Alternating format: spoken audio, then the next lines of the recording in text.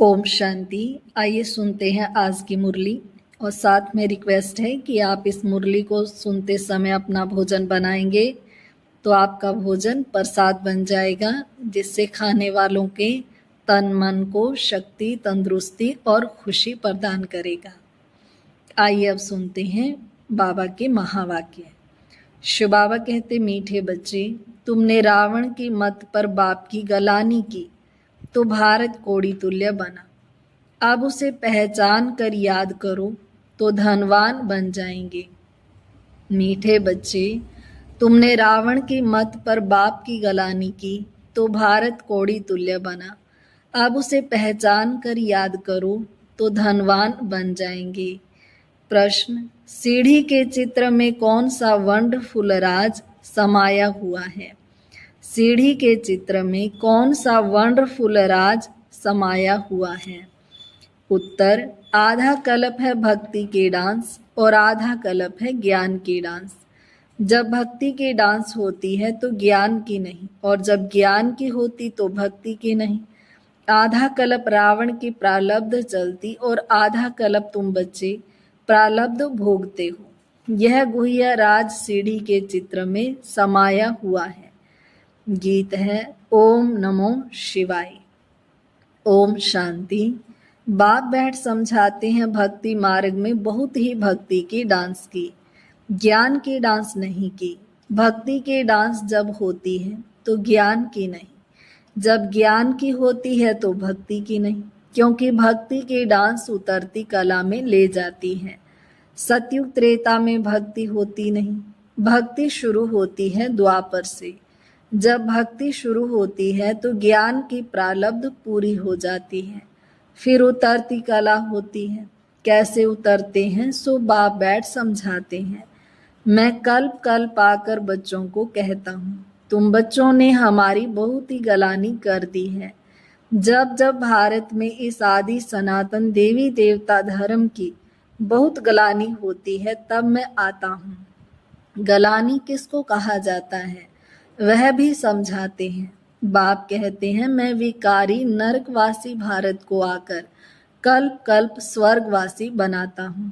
तुम मेरी गलानी आसुरी मत पर करने के कारण कितने कंगाल बन गए हो। राम राज्य था, अभी है रावण राज्य, जिसको हार और जीत, दिन और रात कहा जाता है। अब विचार करो मैं कब आऊं? जिन्हों को राज्य दिया वही राज्य गंवा बैठे हैं। हिसाब किताब तो सारा समझाया ही है। मैं आकर वर्षा देता हूँ, फिर रावण आकर तुमको शरापित करते हैं। भारत को खास, दुनिया को आम। भारत की महिमा का भी किसी को पता नहीं है। पहले पहले भारत ही था। कब था, कैसे था, कौन राज्य करते थे, किसी को भी कुछ पता नहीं है, कुछ भी समझते नहीं हैं। जो देवता थे शक्ल मनुष्य की, सीरत देवताओं की थी। अब सूरत भल मनुष्य की है, सीरत आसुरी है। जिसको समझाते हैं वह समझते नहीं है, क्योंकि पारलौकिक बाप को ही नहीं जानते और ही बैठ गाली देते हैं। बाप की गलानी करते करते बिल्कुल ही कौड़ी तुल्य बन गए हैं। भारत का डाउनफॉल हो गया है। ऐसी हालत जब होती है, बाप कहते हैं, तब मैं आता हूँ। अभी तुम बच्चों को सम्मुख समझा रहा हूँ। कल्प पहले भी ऐसे ही समझाया था। यह दैवी संप्रदाय की स्थापना हो रही है। मनुष्य से देवता बन रहे हैं। मनुष्यों को यह पता ही नहीं है कि बाप कब आते हैं। सतयुग त्रेता में तुम बड़ी खुशी में प्रारब्ध भोगते हो, फिर द्वापर से रावण का शराप पाते पाते बिल्कुल ही खत्म हो जाते। जैसे देवताएं प्रारब्ध भोगते भोगते त्रेता के अंत में खत्म हो जाते हैं, फिर रावण की आसुरी प्रारब्ध शुरू होती है। भक्ति भी पहले अव्यभिचारी होती है, फिर व्यभिचारी होती है। सीढ़ी ठीक बनी हुई है। हर एक चीज सतो प्रधान, सतो रजो तमो बनती है। खाद पड़ती जाती है। तुम बच्चों को समझाया तो बहुत अच्छी रीति जाता है, परंतु धारणा कम होती है। कोई में तो समझाने का बिल्कुल अकल ही नहीं है। कोई अच्छे अनुभवी हैं जिनकी धारणा बड़ी अच्छी होती है। नंबरवार तो होते हैं ना। स्टूडेंट्स एक समान नहीं होते, कुछ न कुछ नंबर जरूर रखेंगे। कोई को भी समझाना है बहुत सहज। बाप कहते हैं मुझे याद करो, मैं तुम्हारा बेहद का बाप, सृष्टि का रचयिता हूँ। मुझे याद करने से तुमको बेहद का वर्षा मिलेगा। याद से ही खाद निकलेगी। सिर्फ यह समझाओ कि तुम भारतवासी सतयुग में सतो प्रधान थे, अभी कलयुग में तमो प्रधान बने हो। आत्मा में खाद पड़ती है, पवित्र होने बिगर कोई वहां जा नहीं सकते। नई दुनिया में है ही सतो प्रधान। कपड़ा नया है तो कहेंगे सतो प्रधान, फिर पुराना तमो प्रधान हो जाता है। अभी सबका कपड़ा फटने लायक है। सब जड़ जड़ी भूत अवस्था को पाए हुए हैं। जो विश्व के मालिक थे वही बिल्कुल गरीब बने हैं, फिर उनको ही साहूकार बनना है। इन बातों को मनुष्य नहीं जानते। भारत स्वर्ग था, इन लक्ष्मी नारायण का राज्य था, और सब धर्म वाले तो बाद में आए हैं। बाप तुमको रियल बात बैठ समझाते हैं। गीता का देखो कितना मान है। पढ़ते पढ़ते बिल्कुल ही नीचे गिर गए हैं। तब पुकारते हैं हे पतित पावन आओ। हम भ्रष्टाचारी बन गए हैं। सदगति तो भगवान ही दे सकते हैं। बाकी शास्त्रों में तो सब है भक्ति मार्ग, तुम्हारी बुद्धि में बैठा हुआ है। हम बाबा के ज्ञान से देवता बनते हैं। अब सारी दुनिया से वैराग्य है। सन्यासी भी भक्ति करते हैं, गंगा स्नान आदि करते हैं ना। भक्ति भी सतो प्रधान फिर रजो तमो होती है। यह भी ऐसे है। आधा कल्प ब्रह्मा का दिन और आधा कल्प रात गाई जाती है। ब्रह्मा के साथ जरूर ब्राह्मणों का भी होगा। तुम अभी दिन में जाते हो, भक्ति की रात पूरी होती है। भक्ति में तो बहुत दुख है, उनको रात कहा जाता है। अंधेरे में धक्के खाते रहते हैं भगवान से मिलने के लिए। भक्ति मार्ग में सद्गति देने वाला कोई होता नहीं। तुम्हारे सिवाय कोई भी यथार्थ रीति भगवान को नहीं जानते हैं। आत्मा भी बिंदी, परमात्मा भी बिंदी है। यह बात कोई भी समझ न सके। परमात्मा ही स्वयं आकर ब्रह्मा तन से समझाते हैं। उन्होंने फिर भागीरथ बैल के रूप में दिखाया है। अब बैल की तो बात ही नहीं है, परंतु सब बातें अच्छी रीति समझाते हैं। परंतु किसी की बुद्धि में पूरी रीति बैठता नहीं। बाप बैठ समझाते हैं, बच्चे मैं तुम आत्माओं का बाप हूँ। तुम मुझे याद करो और वर्षे को याद करो तो तुम्हारे विकर्म विनाश होंगे। फिर भी कहते हो भूल जाते हैं। वहां ऐसे साजन व बाप को भूलना चाहिए। स्त्री पति को अथवा बच्चे को कभी बाप को भूलते हैं क्या? यहाँ तुम क्यों भूलते हो? कहते भी हो बाबा आप हमको स्वर्ग का मालिक बना रहे हैं, फिर भी भूल जाता हूँ। बाप कहते हैं याद नहीं करेंगे तो अंदर जो कट चढ़ी है वह कैसे निकलेगी? मुख्य बात है ही याद की। अपना कोई दूसरे धर्म से ताल्लुक नहीं है। स्कूल में तो हिस्ट्री ज्योग्राफी समझाते हो, कोई तो बिल्कुल समझते नहीं। बाप पढ़ाते हैं, यह बुद्धि में बैठता नहीं है। अच्छा बाप और वर्षा तो याद करो कि यह भी भूल जाते हो। जिसके लिए आधा कल्प से भक्ति करते आए उस बाबा को याद नहीं करते। तुम बच्चों की बुद्धि में है अब हम यह शरीर छोड़ राजाई में जाएंगे। यह अंतिम जन्म है। सूक्ष्म वतन में उनके फीचर्स तो वही देखते हो, वैकुंठ में भी देखते हो। जानते हो यह मम्मा बाबा ही लक्ष्मी नारायण बनते हैं। तुम जब सतयुग में रहते हो तो समझते हो कि यह एक शरीर छोड़ दूसरा लेना है। वहां उनको यह पता नहीं रहता कि सतयुग के बाद त्रेता आएगा, द्वापर आएगा, हम उतरते जाएंगे। ज्ञान की बात नहीं रहती है, पुनर्जन्म लेते रहते हैं। वहां आत्म अभिमानी रहते हैं, फिर आत्म अभिमानी से देह अभिमानी बन जाते हैं। यह नॉलेज सिर्फ तुम ब्राह्मणों को है और कोई के पास नहीं है। यह ज्ञान ज्ञानेश्वर जो ज्ञान का सागर बाप है वही सुनाते हैं। जरूर ब्रह्मा के बच्चे ब्राह्मणों को ही सुनाएंगे। ब्रह्मा के बच्चे हैं ब्राह्मण संप्रदाय। रात दिन का फर्क है। तुम पुरुषार्थ कर संपूर्ण गुणवान बनते हो। संपूर्ण निर्विकारी गृहस्थ व्यवहार में रहते भी तुम बाप को याद करो। कर्म तो करना ही है। बुद्धि का योग बाप के साथ लगा रहे। कर्म भल कोई भी करो, बड़ई का काम करो व राजाई का करो। राजा जनक का भी गायन है ना। राजाई करते रहो परंतु बुद्धि का योग बाप के साथ लगाओ तो वर्षा मिल जाएगा। बाप कहते हैं मन मना भाव मामेकम याद करो। शिव बाबा कहते हैं सिर्फ शिव कहने से लिंग याद आएगा और तो सबके शरीर का नाम लिया जाता है। पार्ट शरीर से बजाते हैं। अभी तुमको आत्म अभिमानी बनाया जाता है जो आधा कल्प चलता है। इस समय सभी हैं देह अभिमान में, वहां आत्म अभिमानी होंगे। यथा राजा रानी तथा प्रजा। आयु तो सबकी बड़ी होती है, यहाँ सबकी आयु कम है। तो बाप सम्मुख बैठ बच्चों को कितना अच्छी रीति समझाते हैं। हे आत्माओं, क्योंकि आत्मा ज्ञान लेती है, धारणा आत्मा में होती है। बाबा को शरीर तो है नहीं, आत्मा में सारा ज्ञान है।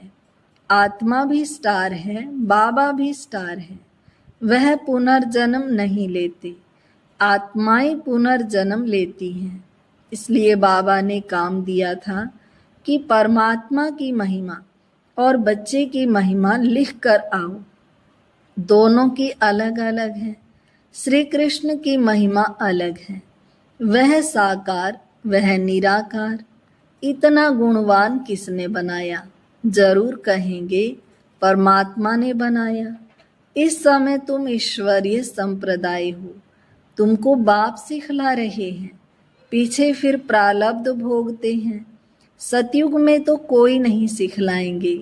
भक्ति मार्ग की सामग्री ही खत्म हो जाती है। इस दुनिया से वैराग्य भी चाहिए, अर्थात देह सहित देह के सब संबंध छोड़ अपने को अशरीरी आत्मा समझना है। नंगे आए थे नंगे जाना है। यह पुरानी दुनिया खलास हो जानी है। हम सब नई दुनिया में जाने वाले हैं। बस यह याद की मेहनत करते रहो। इसमें ही फेल होते हैं, याद करते नहीं हैं। जो भी समझने के लिए आते हैं उनको भी यही समझाना है। शिव बाबा ब्रह्मा द्वारा कहते हैं कि मुझे याद करो, तो याद से तुम्हारी खाद निकल जाएगी। तुम विष्णुपुरी के मालिक बन जाएंगे। विष्णुपुरी ही स्वर्गपुरी है। तो जितना हो सके बाप को याद करो। जिस बाप को आधा कल्प याद किया है, अब वह सम्मुख आए हैं, कहते हैं मुझे याद करो। उनको कोई भी जानते नहीं, खुद ही आकर अपना परिचय देते हैं। मैं जो हूँ जैसा हूँ, ऐसा कोई विरला जानते और निश्चय करते हैं। निश्चय कर लेते हैं तो पुरुषार्थ कर वर्षा पा लेते हैं। शिव बाबा कहते हैं मुझे याद करने से ही तुम्हारे विकर्म विनाश होंगे और तुम पवित्र बन पवित्र दुनिया के मालिक बनेंगे। विकर्म कोई भी नहीं करना है। अच्छा, मीठे मीठे सिक्के लधे बच्चों प्रति माता पिता बाप दादा का याद प्यार और गुड मॉर्निंग। रूहानी बाप की रूहानी बच्चों को नमस्ते। हम रूहानी बच्चों की रूहानी बाप दादा को नमस्ते बाबा नमस्ते, शुक्रिया बाबा शुक्रिया। धारणा के लिए मुख्य सार। पहली पॉइंट, पुरुषार्थ कर संपूर्ण गुणवान बनना है। कर्म कोई भी हो लेकिन बाप की याद में रहकर करना है, कोई भी विकर्म नहीं करना है। दूसरी पॉइंट, यह पुराना कपड़ा अर्थात शरीर जर्जरी भूत है, इससे ममत्व निकाल देना है। आत्मा को सतो प्रधान बनाने का पूरा पूरा पुरुषार्थ करना है। आज का वरदान, सदा अतीन्द्रिय सुख की अनुभूति करने वाले अटल अखंड स्वराज्य अधिकारी भव। सदा अतीन्द्रिय सुख की अनुभूति करने वाले अटल अखंड स्वराज्य अधिकारी भव। जो बच्चे संगम युग पर अतीन्द्रिय सुख का वर्षा सदा काल के लिए प्राप्त कर लेते हैं, अर्थात जिनका बाप के विल पर पूरा अधिकार होता है, वे विल पावर वाले होते हैं। उन्हें अटूट अटल अतीन्द्रिय सुख की अनुभूति होती है। ऐसे वारिस अर्थात संपूर्ण वर्षे के अधिकारी ही भविष्य में अटल अखंड स्वराज्य का अधिकार प्राप्त करते हैं। स्लोगन, जहाँ मेरापन आता है वहाँ बुद्धि का फेरा हो जाता है। जहाँ मेरापन आता है वहाँ बुद्धि का फेरा हो जाता है। आगे मातेश्वरी जी के अनमोल महावाक्य, चढ़ती कला और गिरती कला की मुख्य जड़ क्या है। बहुत मनुष्य यह प्रश्न पूछते हैं कि जब इतना पुरुषार्थ कर जीवन मुक्ति पद को पाते हैं तो फिर वहाँ क्या कारण बनता जो हम नीचे गिरते हैं। भल हम कहते हैं कि यह हार और जीत का खेल है, इसमें चढ़ती कला और उतरती कला होने का भी कोई कारण जरूर है, जिस कारण के आधार पर यह खेल चलता है। जैसे पुरुषार्थ से हम चढ़ रहे हैं, वैसे गिरने का भी कारण जरूर है। अब कारण भी कोई बड़ा नहीं है, जरा सी भूल है। जैसे परमात्मा कहता है, मुझे याद करो तो मैं तुमको मुक्ति, जीवन मुक्ति पद दूंगा।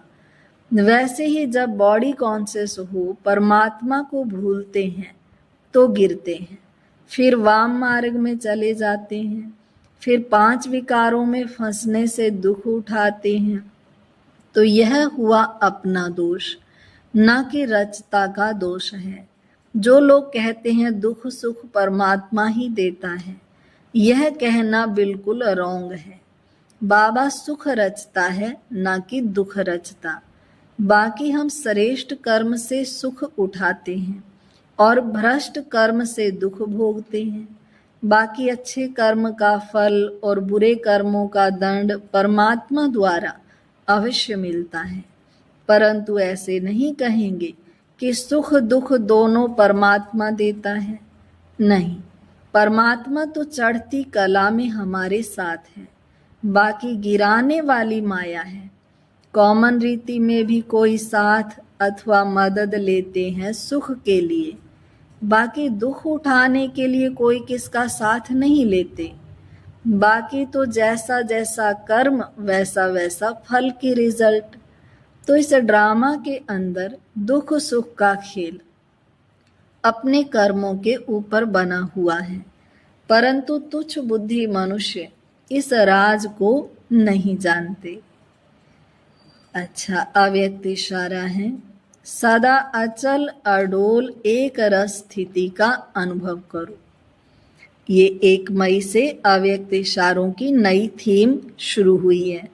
सदा अचल अडोल एक रस स्थिति का अनुभव करो। समय प्रमाण अब सदा अचल अडोल सर्व खजानों से संपन्न रहो। थोड़ा भी डगमग हुए तो सर्व खजानों का अनुभव नहीं होगा। बाप द्वारा मिले हुए खजानों को सदा कायम रखने का साधन है सदा अचल अडोल रहना। अचल रहने से सदा ही खुशी की अनुभूति होती रहेगी। जैसे विनाशी धन, नाम, मान, शान, कुर्सी आदि मिलती है तो खुशी होती है ना। यह तो अविनाशी खुशी है, लेकिन यह खुशी उसे रहेगी जो अचल अडोल एक रस स्थिति में रहेंगे। अच्छा, ओम शांति। आइए अब 3 मिनट शिव बाबा की याद में बैठते हैं। तमन्ना बने बाबा तुम सा, चले साथ घर को, घड़ी ऐसी आई। यही है तमन्ना बने बाबा तुम सा, यही है तमन्ना बने बाबा तुम सा, चले साथ घर को, घड़ी ऐसी आई। हमें तो वतन की बहुत याद आई, हमें तो वतन की बहुत याद आई।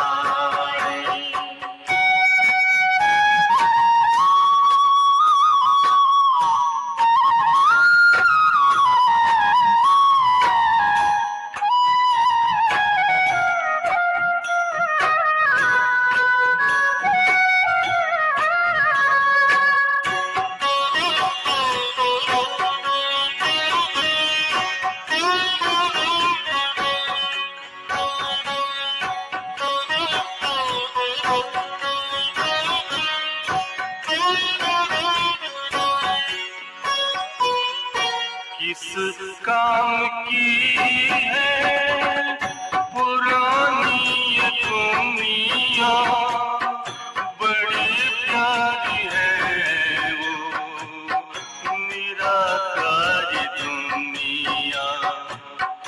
विदेही बनेंगे, प्रभु संग चलेंगे, परम शांति आनंद अनुभव करेंगे। देखो इशारों से कोई बुलाए, देखो इशारों से कोई बुलाए, हमें तो वतन की बहुत याद आई। हमें तो वतन की बहुत याद आए।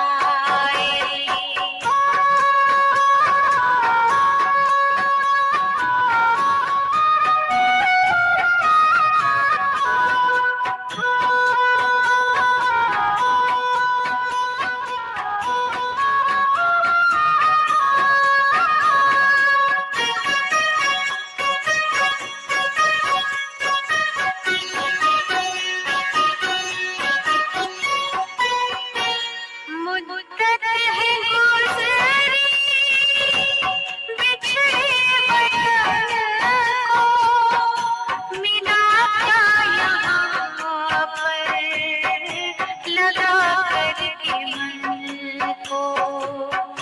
ये तुमने बताया हुआ खेल पूरा, जगत का ये नाटक रहा न अधूरा। यहाँ की नशे कोई अब जी को आए, यहाँ